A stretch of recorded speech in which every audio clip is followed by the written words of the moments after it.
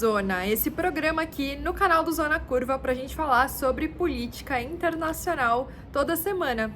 Eu sou a Giovana Branco, eu sou doutoranda em ciência política e pesquisadora de política e identidade russa.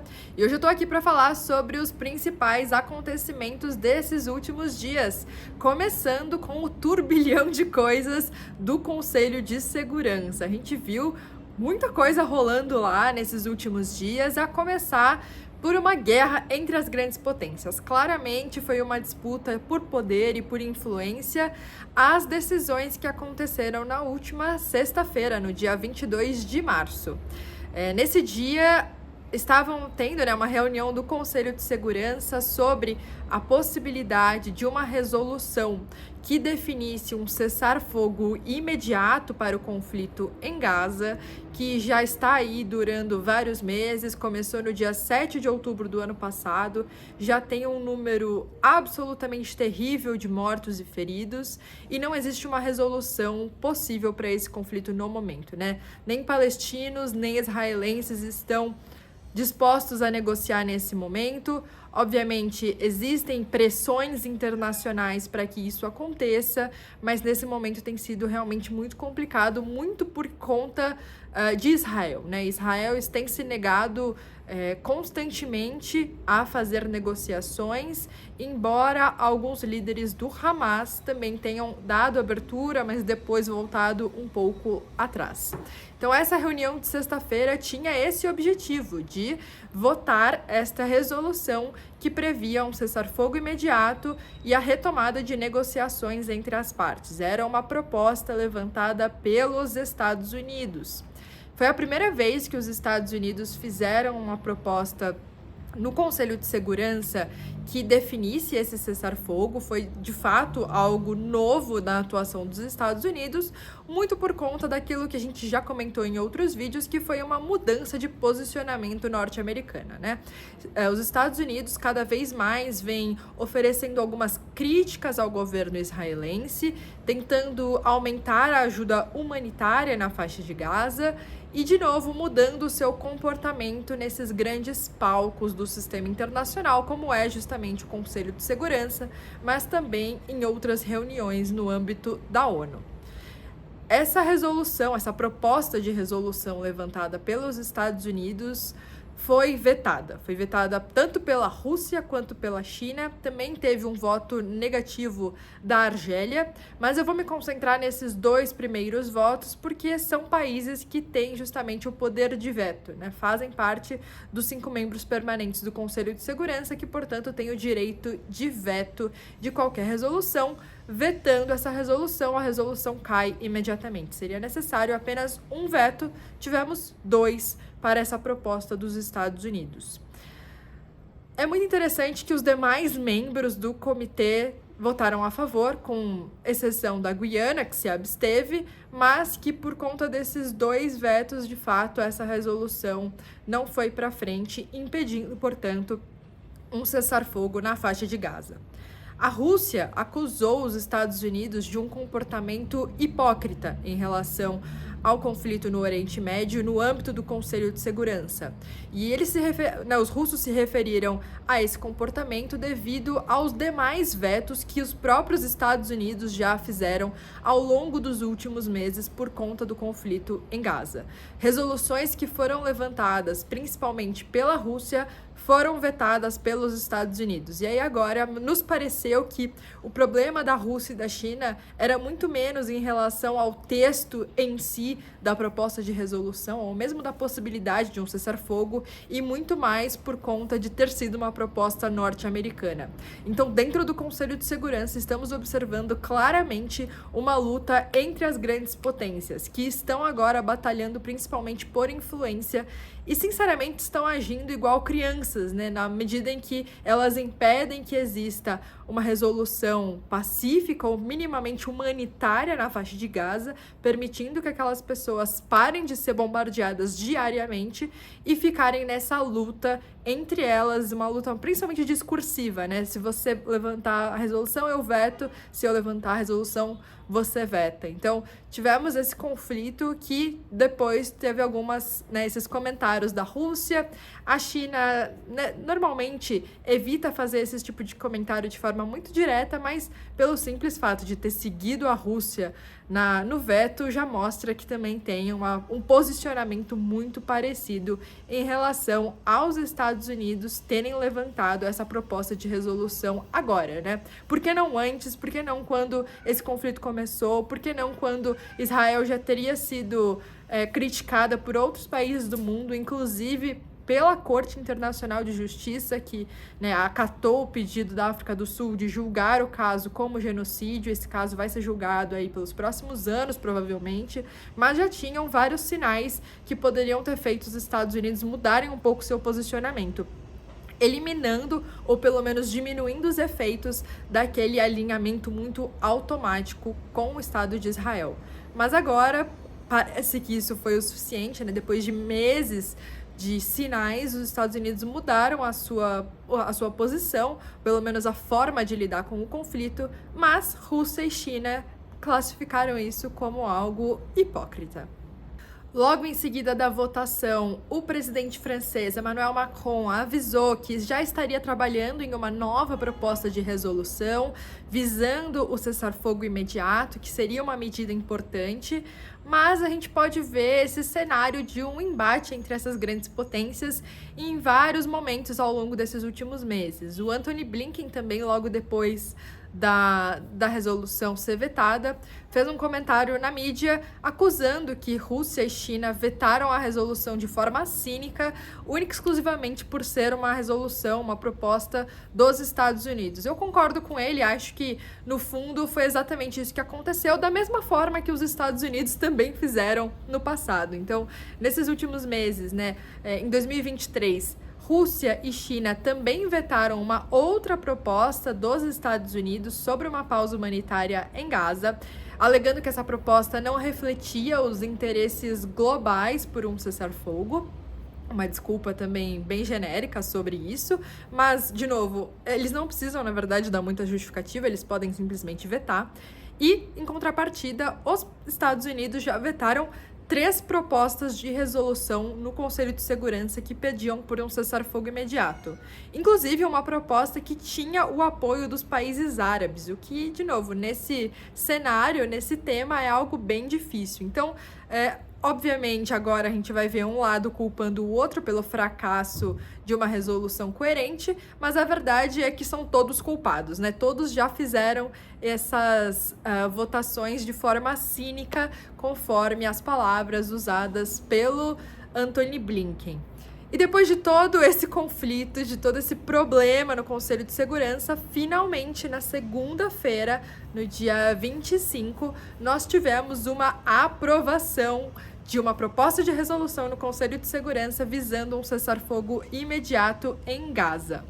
Esta nova proposta de resolução, que agora sim foi aprovada e será implementada, foi uma proposta feita pelos 10 membros rotativos do Conselho de Segurança e liderados por Moçambique. Então ficou muito claro que os demais membros do Conselho de Segurança se irritaram com essa questão, com essa luta de picuinhas entre as grandes potências e que decidiram, portanto, levar uma proposta sua, que teoricamente seria mais neutra em relação aos interesses das grandes potências, né? Então, foi realmente um movimento muito interessante, muito inteligente.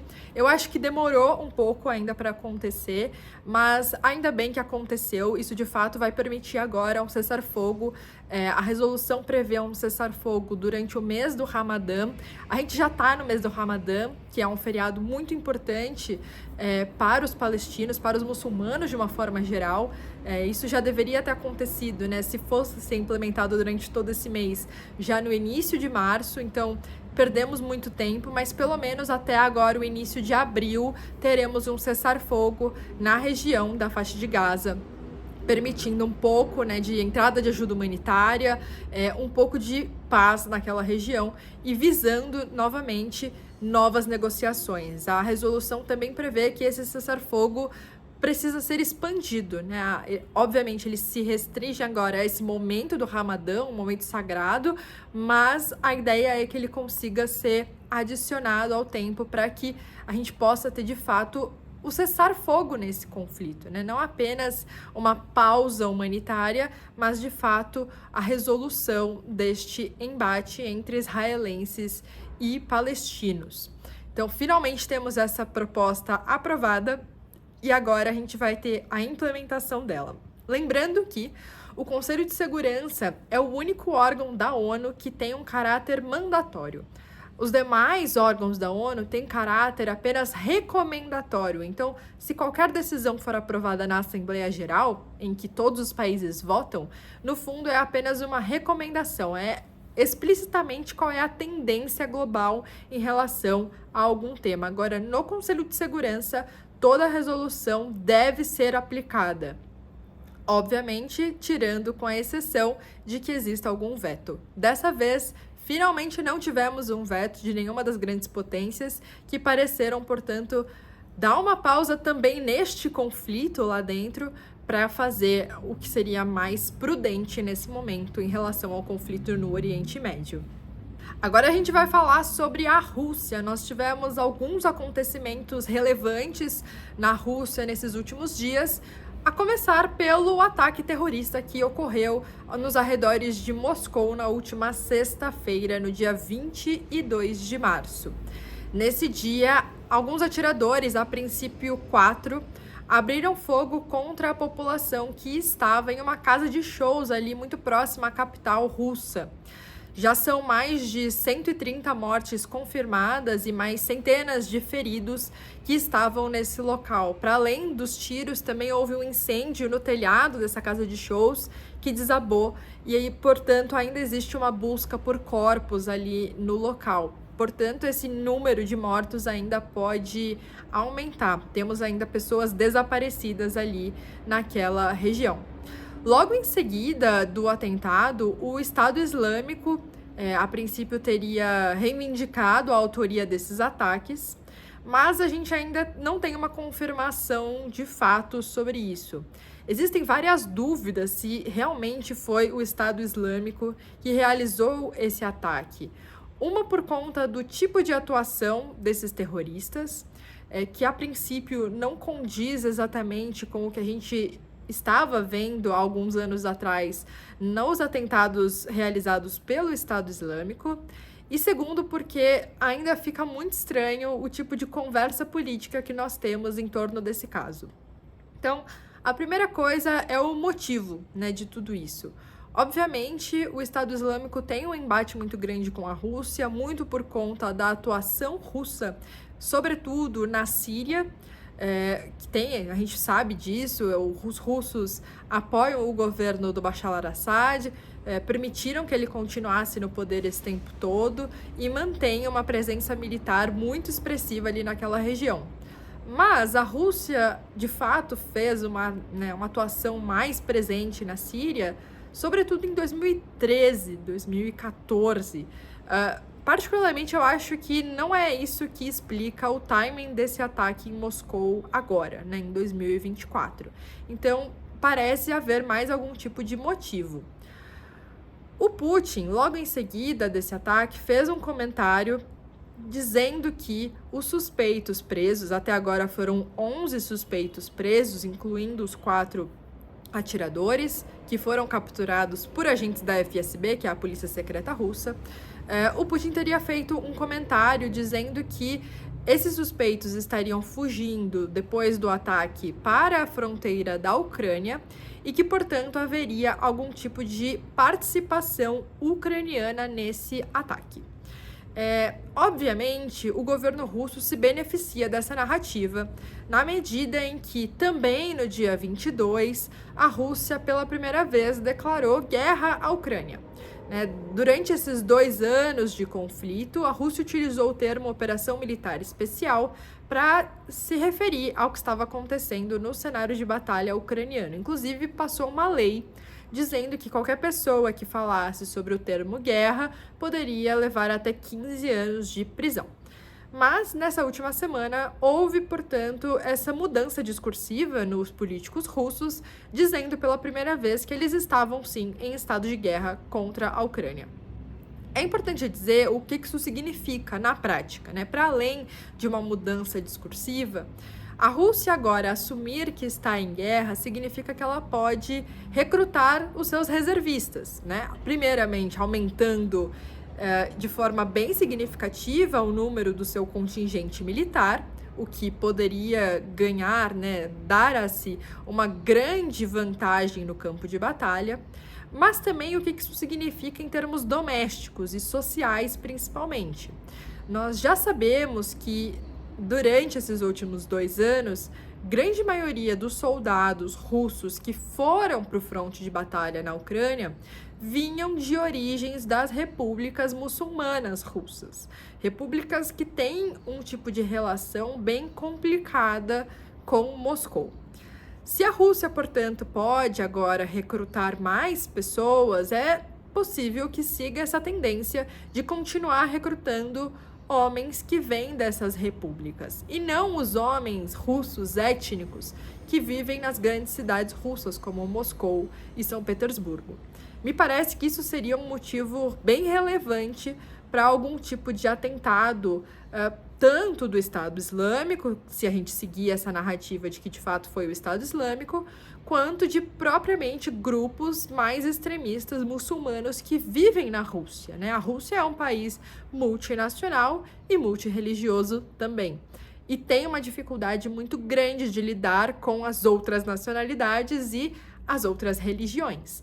Então, me parece que isso poderia ser, sim, um motivo, né? Lembrando do histórico russo, por exemplo, das 2 guerras na Chechênia, todos os outros atentados terroristas que aconteceram também nesse mesmo contexto, então me parece que exista isso. Agora, o discurso do Putin sobre um possível envolvimento ucraniano, eu particularmente acho que não é exatamente crível, tendo em vista que o Estado ucraniano não me parece ter interesse em realizar um ataque terrorista contra civis na Rússia. Isso poderia, inclusive, diminuir o nível de ajuda militar e financeira que os países ocidentais dão à Ucrânia. Se ficar comprovado que houve algum tipo de participação ucraniana, eu acho que esses países poderiam sim utilizar isso como uma forma de cessar a ajuda que a gente tem visto, que é a ajuda que vem mantendo a Ucrânia no campo de batalha.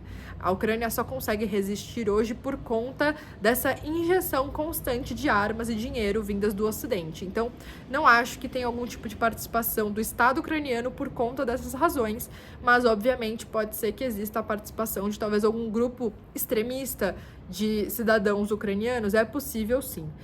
Os suspeitos que foram presos vinham de países da Ásia Central e do Cáucaso, e um deles, inclusive, revelou que teria sido pago para realizar o ataque.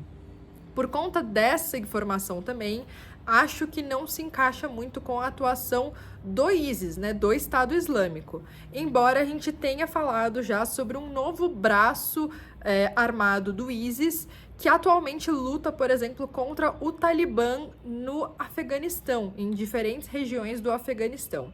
Eles têm chamado esse braço de ISIS-K, que estaria também estabelecido na Rússia há pelo menos 2 anos, frequentemente criticando tanto o Putin quanto a propaganda realizada no Kremlin. Alguns ataques realizados no Paquistão e também na Europa nos últimos anos parece que também teriam sido reivindicados a autoria por esse grupo, né, esse ISIS-K. A principal reivindicação deles, a princípio, seria justamente a participação do Kremlin em termos militares, tanto no Afeganistão, quanto na Síria, quanto também na própria Chechênia, que foi o que a gente comentou agora há pouco, né, nessas repúblicas muçulmanas da Rússia. E eles teriam recrutado esses extremistas que vivem no Cáucaso e na Ásia Central para conduzir esses ataques, justamente por conta de uma insatisfação também local em relação aos russos. A outra parte estranha dessa história foi o aviso norte-americano sobre uma possibilidade de ataque no início de março. o serviço de inteligência dos Estados Unidos teria avisado o Kremlin sobre a possibilidade de um ataque terrorista em locais públicos, e parece que isso não foi muito levado em consideração. Agora a gente não tem informações completas se o Kremlin ignorou isso ou se a CIA não deu informações suficientes para que o Kremlin pudesse tomar algum tipo de atitude. A gente ainda não sabe exatamente, então, o que aconteceu, né? Esse ataque foi na sexta-feira, nós temos todas essas narrativas acontecendo nesse momento, mas eu particularmente acho que ainda é cedo para a gente assumir, de fato, algo como verdade absoluta. Faltam investigações, mas o fato é, um ataque aconteceu em Moscou, tivemos mais de 100 mortos, e isso é muito grave, né? Num contexto global que nós estamos, é muito grave.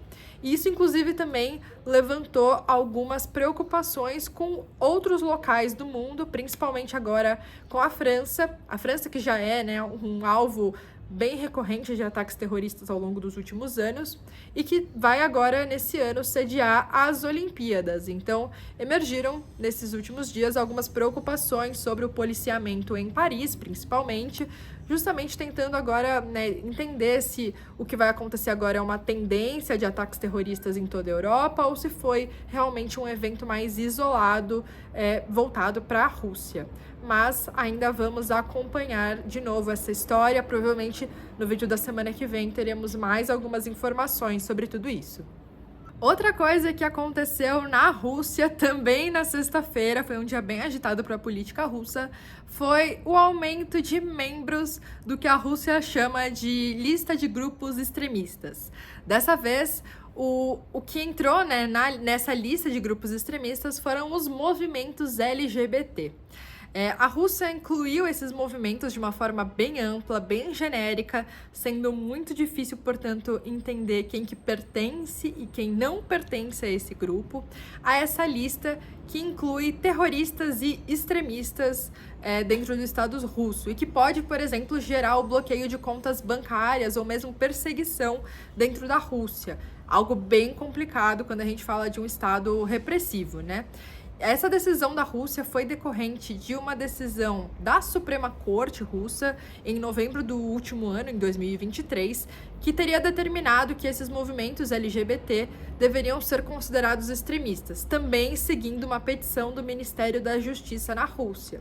A gente tem visto nos últimos anos uma guinada conservadora muito grande na Rússia, inclusive a reforma constitucional de 2020, que dizia claramente que casamento é uma união entre homem e uma mulher, já deu o tom de qual seria a política russa nos próximos anos em relação a esses movimentos, e agora, portanto, existe mais um passo para essa marginalização dos grupos LGBT na Rússia. Essa lista de grupos extremistas, né, de indivíduos extremistas, já inclui mais de 14 mil indivíduos e entidades, e é uma lista, no mínimo, bem diversa, tendo em consideração que, bom, agora inclui movimentos LGBT, mas já incluía grupos como a Al-Qaeda, que é claramente um grupo terrorista, e empresas como a Meta, que é dona do Facebook, por exemplo.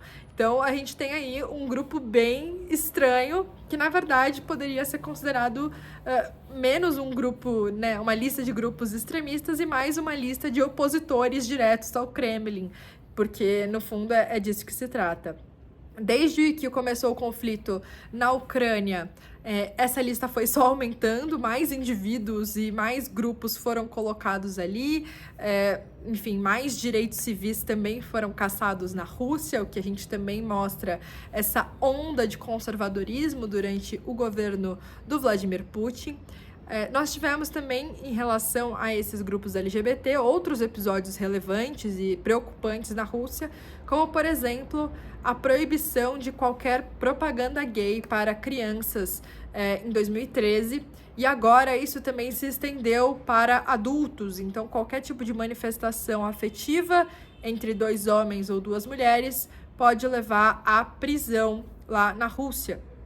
Também foram proibidas qualquer tipo de cirurgia de mudança de sexo e também aumento de restrições sobre o que são considerados agentes estrangeiros, que no caso da Rússia é um termo absolutamente pejorativo, que relembra, né, principalmente os piores momentos da Guerra Fria e que hoje é um termo muito utilizado para falar sobre esses grandes opositores do Kremlin lá na Rússia. Para finalizar o nosso vídeo de hoje, eu vou falar sobre o Japão, que eu acho que é a primeira vez que eu coloco o Japão aqui na nossa pauta, talvez eu esteja enganada, mas enfim, é um país que a gente não fala muito, né? Tem uma política externa bem reservada, que não tem realmente uma grande participação, assim, muito ativa na política internacional, mas que nesses últimos dias chamou a atenção, já que o Japão decidiu fazer um movimento de aproximação com a Coreia do Norte, que é seu inimigo ali na região da Ásia. Então, o primeiro-ministro japonês, o Fumio Kishida, solicitou um encontro bilateral com o Kim Jong-un, para principalmente resolver questões passadas entre esses dois países, sobretudo o sumiço de vários cidadãos japoneses no território da Coreia do Norte, sobretudo ali nos anos 70, anos 80. A Kim Yo-jong, que é irmã do Kim Jong-un e oficial sênior da Coreia do Norte, disse que esse encontro bilateral poderia acontecer entre as lideranças, né, do Japão e da Coreia do Norte apenas se houvesse uma mudança de postura por parte dos japoneses, tratando a Coreia do Norte de forma igual e não de forma antagônica, como a gente vê nesses últimos anos. De novo, o Japão e a Coreia do Norte são inimigos declarados, o Japão vem ali numa aliança com a Coreia do Sul e, obviamente, também com os Estados Unidos, que tem uma influência ali muito grande na região, que tem bases até hoje militares no Japão, desde a Segunda Guerra Mundial. Então, esse encontro agora ficaria restrito, sobretudo, a partir de uma mudança de comportamento do Japão, que a gente não sabe se vai realmente acontecer, né? De alguma forma, o Japão, com esse pedido de um encontro bilateral, vem sinalizando esse caminho de talvez um respeito mútuo, né? E um novo tipo de comportamento, talvez mais compreensivo em relação à Coreia do Norte, possibilitando, portanto, que eles pudessem negociar sobre isso. A principal queixa do primeiro-ministro japonês é que durante esse período, né, dos anos 80 principalmente, centenas de japoneses sumiram no território da Coreia do Norte e ele acredita que algumas dessas pessoas ainda podem estar vivas e ele gostaria que elas pudessem ser devolvidas para o Japão. Atualmente, o Japão tem alguns esforços com os Estados Unidos e com a Coreia do Sul nessa contenção da Coreia do Norte, de novo, também em termos militares, mas na verdade em tudo ali, né, de influência, em questões econômicas ali naquela região, mas sobretudo, de novo, por questões militares, e é por isso que a gente vê tantos exercícios militares ali naquela região realizados pela Coreia do Norte, que de alguma forma, né, se sente acuada e por isso passa a se tornar mais agressiva também ali naquela região. E é possível dizer também que isso, se de fato esse encontro acontecer, de novo, foi apenas um pedido até agora, seria algo realmente muito marcante na política regional. O último encontro que nós tivemos entre um líder japonês e um líder da Coreia do Norte foi em 2004. Então estamos falando aí de 20 anos de afastamento entre esses dois países. Inclusive no encontro que aconteceu em 2002, então um pouquinho antes desse último encontro, a Coreia do Norte assumiu que teria sequestrado pelo menos 13 cidadãos japoneses, que seriam acusados de espionagem nos anos 80. Mas o Japão declarou que foram mais de 100 detenções nesse mesmo período e agora quer retomar essas pessoas para o seu território. Os Estados Unidos declararam apoio a essa iniciativa japonesa e que vai fornecer qualquer apoio que for necessário, mas Pyongyang, que é a capital da Coreia do Norte, recusou qualquer tipo de comunicação vinda de Washington, dizendo que, enfim, aceita negociar com o Japão, mas não aceita qualquer tipo de intervenção ou participação dos Estados Unidos. Então, ainda vamos acompanhar se esse encontro de fato vai acontecer, mas o simples fato de haver essa iniciativa já é realmente marcante ali para a política regional da Ásia. Eu espero que vocês tenham gostado do vídeo de hoje. Se vocês tiverem qualquer dúvida sobre esses temas, comentem aqui, e também sugestões para a semana que vem, não deixem de falar. Muito obrigada e até o vídeo da semana que vem.